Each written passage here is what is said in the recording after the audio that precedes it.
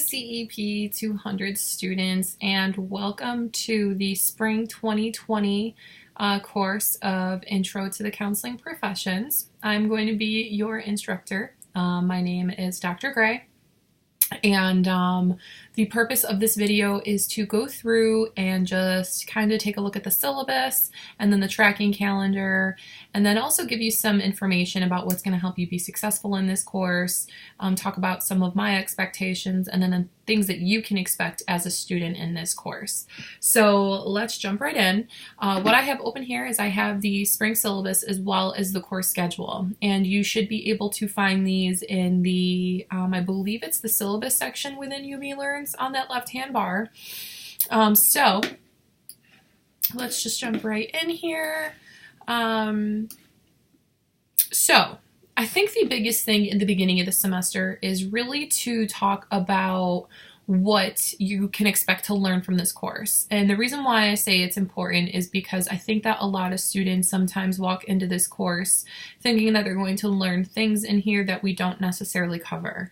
And what I mean by that is a lot of students will come in, and this is also a pretty good indicator right off the bat of if students have watched the welcome video or not.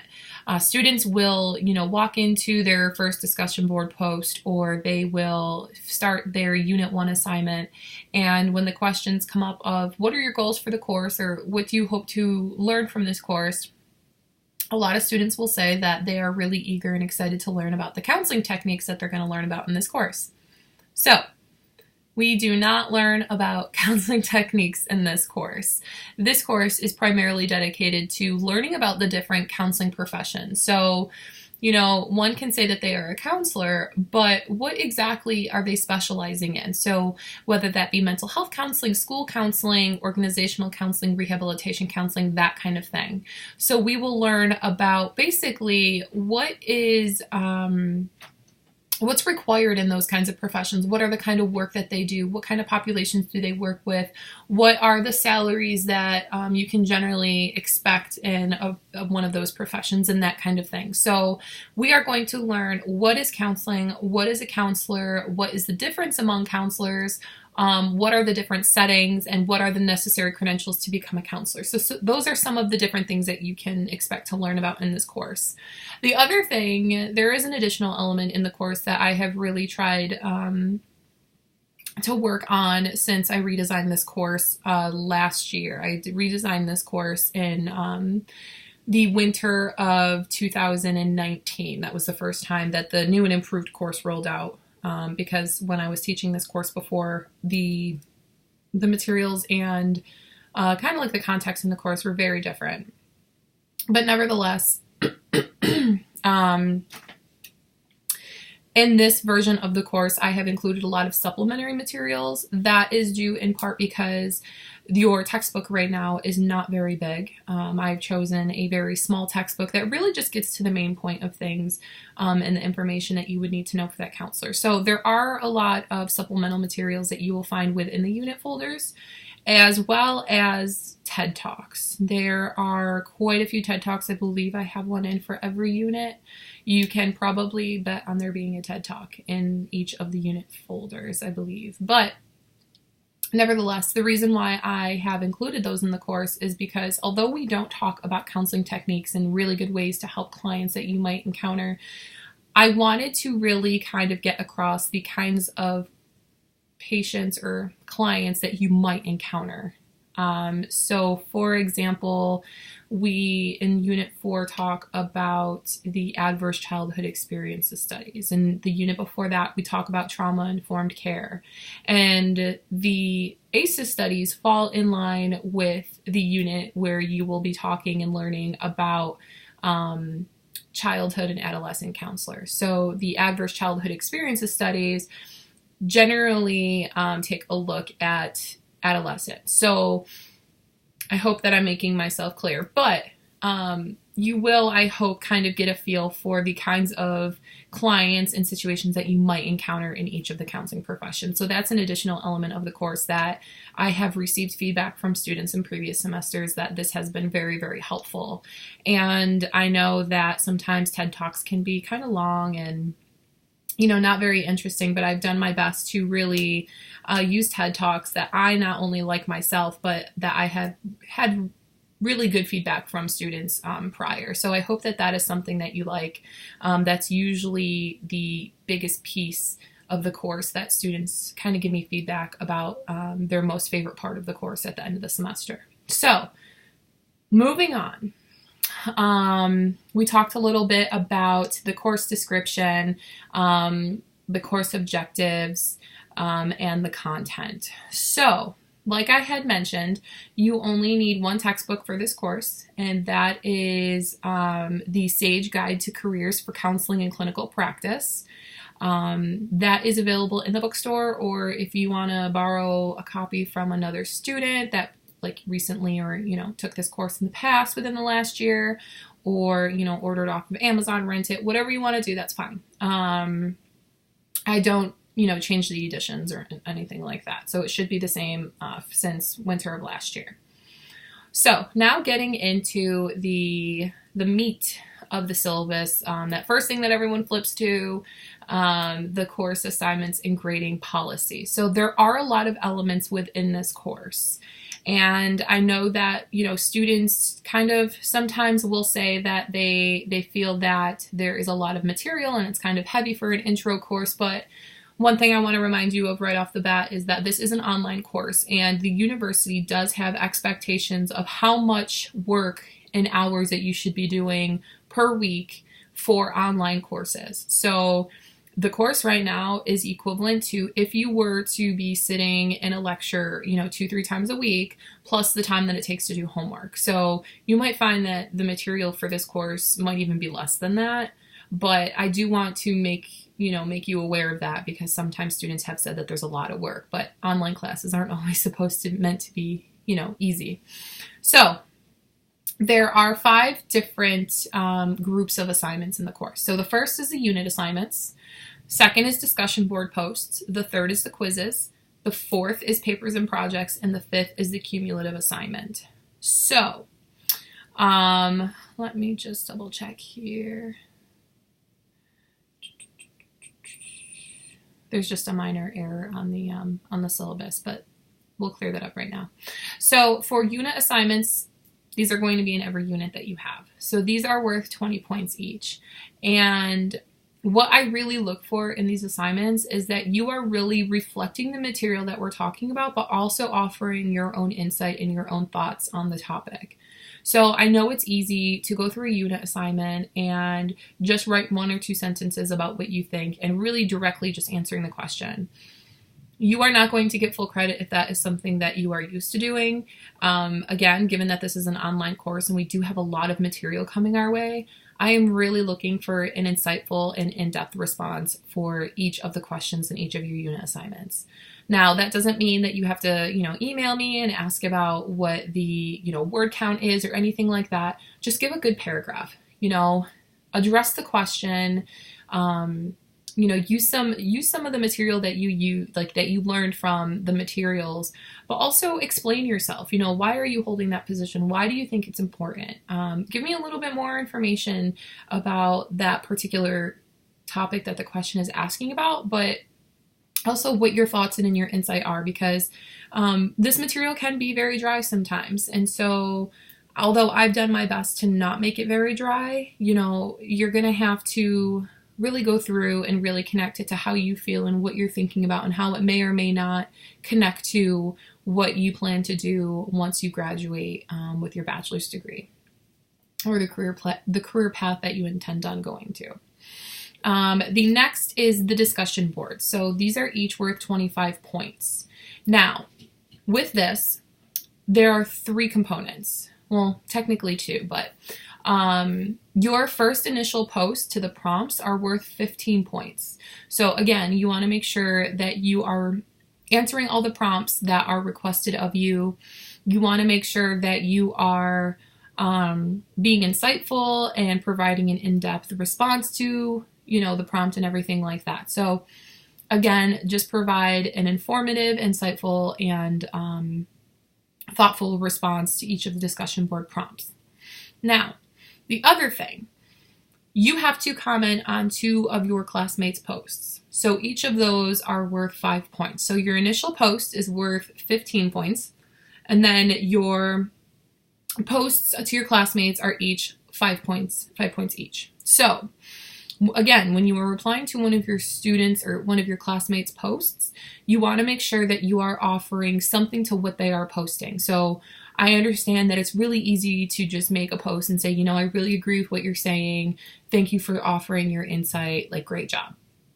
It's not going to be sufficient. So you really want to reply to them, offer your own perspective, maybe even ask them some questions, you know, just really make sure that you're contributing to their post. So moving on from that, then we have quizzes. So the way that I've done this, there are 5 discussion board posts and 3 quizzes. It didn't line up exactly the way that I would have liked it to, but what I was trying for was to have a discussion board and then have a quiz every other unit. For the quizzes, the thing here is that in each of these unit videos, I am going to upload a unit video for every unit. I will provide an answer to each of your quizzes in each of these videos. So this is just to make sure that you are watching the video. I can talk about it and bring it up at any time, just so that students aren't skipping through it and trying to get the question and then not watching the rest of the video. So quizzes, each of them are 25 points each. Then you are going to have 2 papers.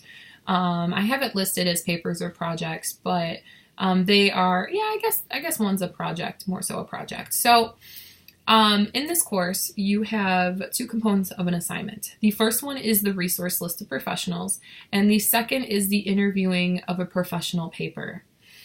So with the resource list of professionals, there is a template in the papers and projects section for this assignment, and it gives you every counseling professional that we talk about in this course, okay?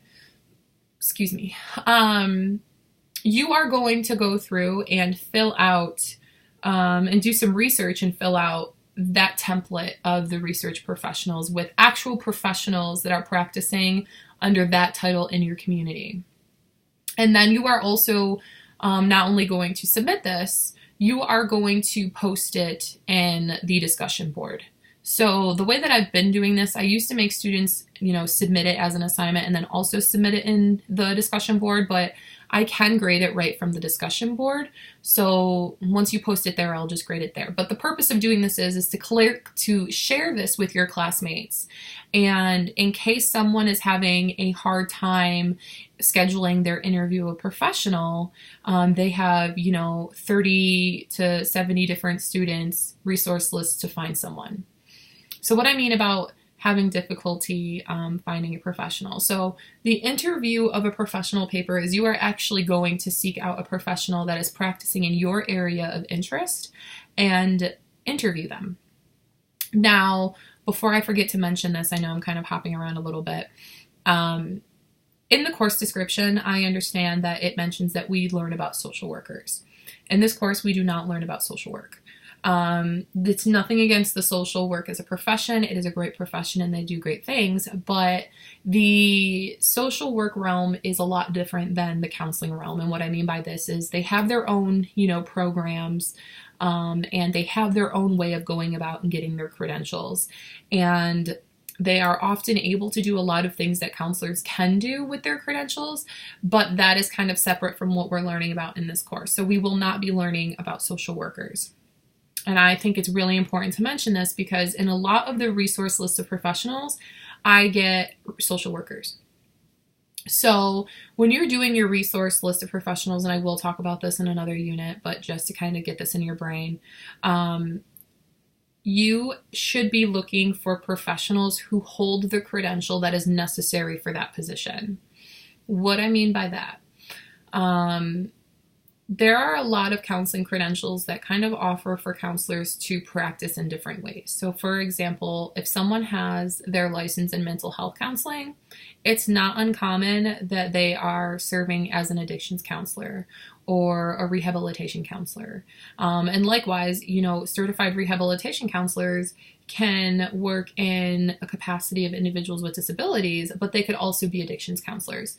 So when you're going through your resource list of professionals, make sure that the professional that you're choosing holds the credential that we learn about for that profession. So for example, when you get to rehabilitation counselors, you want to make sure that that individual holds a CRC, which is a certified rehabilitation counselor.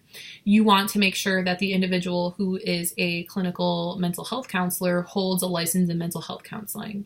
Same for addictions. These individuals usually hold a CASAC, which is certified alcohol and substance abuse counselor. So we'll talk about this again, but I just want to put that on your radar right now that if you even talk about social workers, you're going to get docked for points.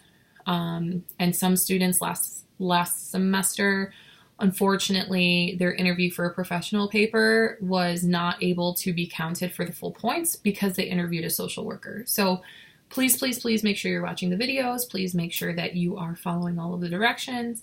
But those are your two projects that you're going to have for this semester. And then last but not least, you have a cumulative assignment. In the syllabus on the left-hand side, it says that there's only one and it's worth 50 points. And then in the right-hand column, it says it's worth 100 points. But this assignment is worth a full 100 points. This is honestly a very easy and rather subjective assignment at the end of the semester, where it basically just asks you to talk about the different things that you learned about in the course, and then the second half you're providing feedback about the course. So this is worth 100 points, and it's in the frame of, being a unit assignment. So unit assignments are usually only worth 20 points. Your cumulative assignment's worth 100 points. That means that you really need to put some effort into this cumulative assignment, and we'll talk about this later. So that is pretty much it. The whole course should be worth 500 points. Let me scroll down just a little bit. One of the things that I do want to mention is academic integrity. And the reason why I am mentioning this is because I have never had so many issues with academic integrity as I have in the fall semester. So there is a program, if you're not already familiar with it, that UB utilizes called SafeAssign. SafeAssign is a huge, and I like to call it a database of different, it's a copywriting program. So basically, or a plagiarism as well. If you submit an assignment that was submitted by someone from 2 years ago, SafeAssign is going to catch that, and it is going to match it with the assignment that someone else had completed. The smallest, it literally matches it to the sentence. So if you have a sentence that matches another, classmate of yours, it's going to tell me that you have a match. So what actually happens is when you submit it and I'm looking to grade it, it tells me in the corner of what percentage of your paper matches another person's paper. And that person does not need to be in our section of the course. They don't even have to be in this semester. So if you're using a paper from someone previously, it's going to catch it, and I am going to have a chat with you about academic integrity. And I hate doing that, so please don't ever put me in that position because it could potentially lead to failing the course. Another thing is, last semester I had noticed that there was another course that had a very similar assignment to ours. For the interview of a professional paper, I discovered that there is a similar paper in CEP 401, I believe, Intro to Counseling. So I was able to catch that, and as a department, we were able to figure it out. They're not as similar as they were anymore, but a lot of people were taking their paper from CEP 401 and submitting it as their interview of a professional paper for this class. And unfortunately, there were negative consequences to that because also reusing a paper is against academic integrity. So, even if you're submitting work that you utilize from another class, Safe Assign is going to catch it. So please, please, please don't do that to yourself, and please don't put me in that position. Just make sure all of your work is original. If you are using information from somewhere else, please just make sure you're citing it, because it's really not a good situation. And I truly feel like I'm here to help you succeed as opposed to, kind of having to come at you about academic integrity. So please, let's all just make sure that we're being responsible about that. As far as learner support, as I am a part-time faculty member at the university, I do not have an office. I also do not have office hours for that reason as well. So I also, I hold my own full-time job during the day, and this is something that I do on the side. So if you have any concerns, you need to meet with me, let me know. What I've been doing more recently is I've actually just been video chatting with students. If it's something absolutely urgent, I don't live far from campus. So please just let me know. And, we'll find other ways for us to meet, even though it's not something that might always be in person. I think that is all I have for the syllabus. So I'm going to jump over to the tracking calendar. So also to the meat of the course, this is the stuff that everyone kind of, comes for. So let's take a look. So we start Monday, January 27th, and we will wrap up Friday, May 8th. So I'm going to tell you this right off the bat again. It's really hard for me to accept late assignments. So I teach 2 sections of this course, which means I have 70 students. And I also hold my own full-time, job and try to manage everything else in life. So it's really difficult for me to grade late assignments. I have a pretty rigid schedule that I dedicate time to grading. And then if a student submits something late, that kind of piles on to the next grouping of assignments that I have to grade. And so that's not to say that if something comes up that I will not accept your late assignment. That means that if for any reason you feel that you are going to be late on assignments or you need more time, just reach out to me. If it's on my radar and I know that it's coming, I can plan for it. So again, I'm here to help you succeed, and I'm not here to create barriers for you. So do not be afraid to come to me if something comes up and you just can't submit, you can't submit your assignment on time. So please, for the most part, get everything out on time. I've really had to crack down on late assignments, especially at the end of the semester. So the absolute last day that I will accept assignments is May 5th. I cannot accept them after that, because at the end of the semester, I think I have 3 separate assignments to grade times 70 students. So we'll talk about it more again, but please, please, please just make sure you're staying on track in the semester. Do not fall behind. So each of your units, we have the Getting Started unit, which you should already be kind of in, because this is before the class starts. I know it says to watch the welcome video. I just got done wrapping up with the winter section of this course, so I haven't had a chance to do it before this. I apologize. So let's see. We have 6 units plus a conclusion unit in this course. You have 2 weeks to complete every unit. And the feedback that I have received from students is that this is plenty of time if you're staying on top of things. So what you should have done before today, or before tomorrow rather, you should have reviewed the syllabus, which has been available to you for quite some time, I believe.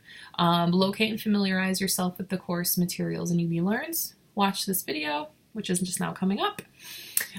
Read chapter 1 of your book, and then also post in the discussion board. So this is where you would acknowledge that you've reviewed the course requirements and materials, introduce yourself to the class, and then talk about why you're taking this course. So I know that you had not had the heads up to up till this point that we don't talk about techniques or anything. So you won't lose points here if you were talking about wanting to learn the different techniques of counselors and stuff. But in Unit 1 assignment, you need to make sure that you're not talking about that stuff. So Unit 1 starts Oh, actually, I did things a little different this time, so I apologize. That must have been for the winter course. However, let me erase everything that I just said. So, your Getting Started unit actually starts tomorrow. So today is Sunday the 26th. Unit 1 starts on the 27th. I apologize. The Getting Started unit is for students before starting in the winter course because we kind of have to tighten everything up. So your first intro unit starts tomorrow. You have 2 weeks. So what you're going to do is you're going to review the syllabus. You are going to review and locate and also familiarize yourself with the materials in UB Learns. You are going to watch this video, read chapter 1, and then complete discussion board number 1. So with that being said, since I will have the unit video up tonight, you should not be talking about wanting to learn techniques and things in your discussion board number 1, okay? This unit is relatively light. You should have no problem. So I guess you kind of have a break until February the 9th. All units except for the final unit are due on Sunday at 11:59 p.m. So you have 2 weeks, and then all of your assignments are due that Sunday that is listed on the tracking calendar by 11:59.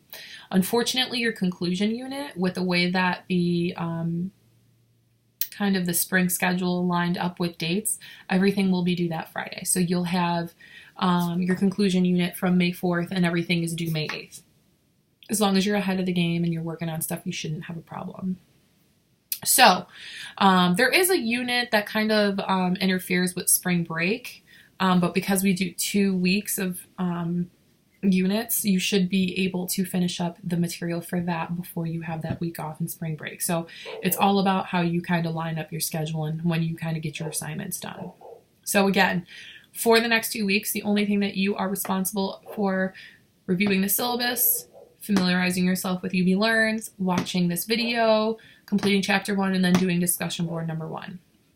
I apologize for the confusion. I was still in the winter 2020 mode.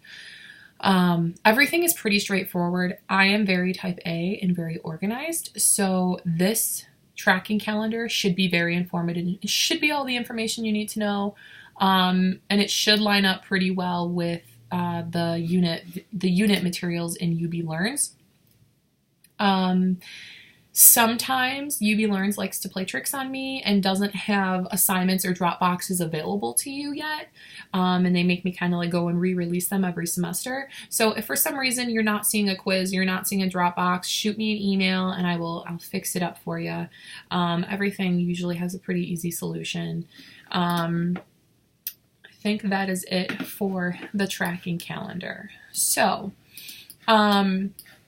what I usually try to do at the end of the welcome video is kind of give you an introduction to myself. I would do it in the beginning of the video, but I do know that kind of when students are watching, they kind of just want to get straight to the point and stuff. So that also brings me to, oh, you don't have a quiz this unit, so I don't have to give you a quiz answer. But so as far as this course goes, this is something that I am very passionate about.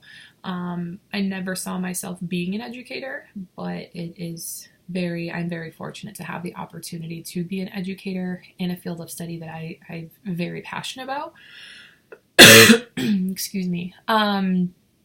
So with this course, I have actually served in a lot of the capacities that we learn about in this course. So I actually received all of my degrees from UB.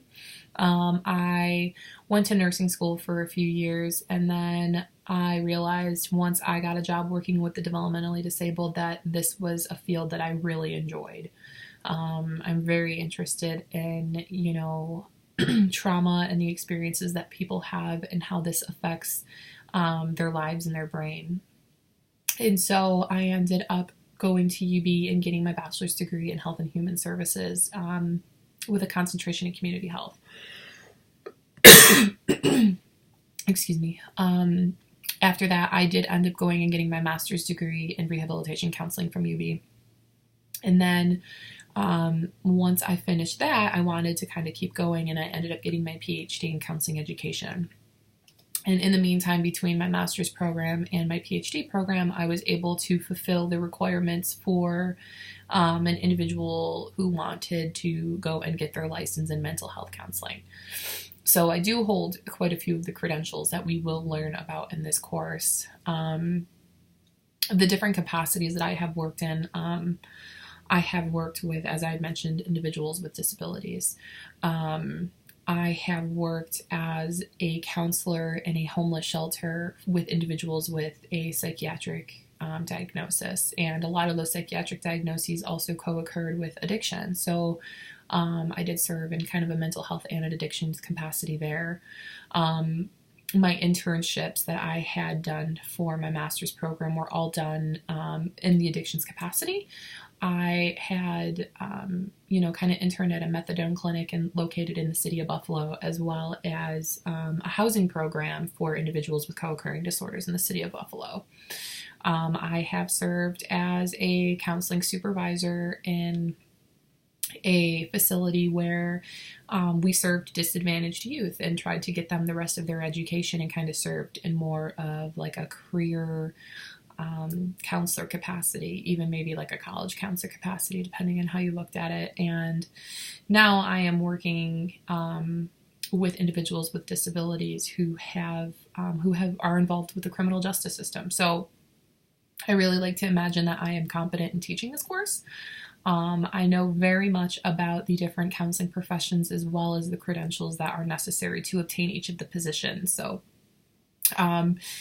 if you have any questions about any of the counseling professions or any of the material that we're talking about, please feel free to email me.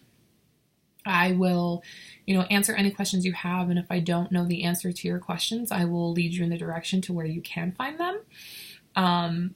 But part of the reason that I really enjoy teaching this course is because I have received a lot of feedback from students and letting me know that this course has assisted them in narrowing down what they would like to go to grad school for. A lot of students take this course with interest in the counseling professions, and this course has allowed them to really narrow down their options as far as what they would like to pursue after their bachelor's degree. But I also have students that are not interested in the counseling professions that take this course, and I really love this because I have had students who, excuse me, who are planning to be nurses or law enforcement officers, and to see that individuals are really taking the time and putting in the effort to learn about counseling in areas where, although they're not serving in a counseling area, they are still serving as a helping professional, and knowing the resources that are out there for individuals and wanting to be able to serve them in that capacity, I think is really incredible. So I think that is all I have for you. I know that I've been going on for about a half hour now, and I like to keep these kind of short, but again, if you have any questions or any concerns or anything about this course, please feel free to reach out to me and to email me, and I will be uploading another video for the next unit. So again, reach out if you need anything, and good luck. All right.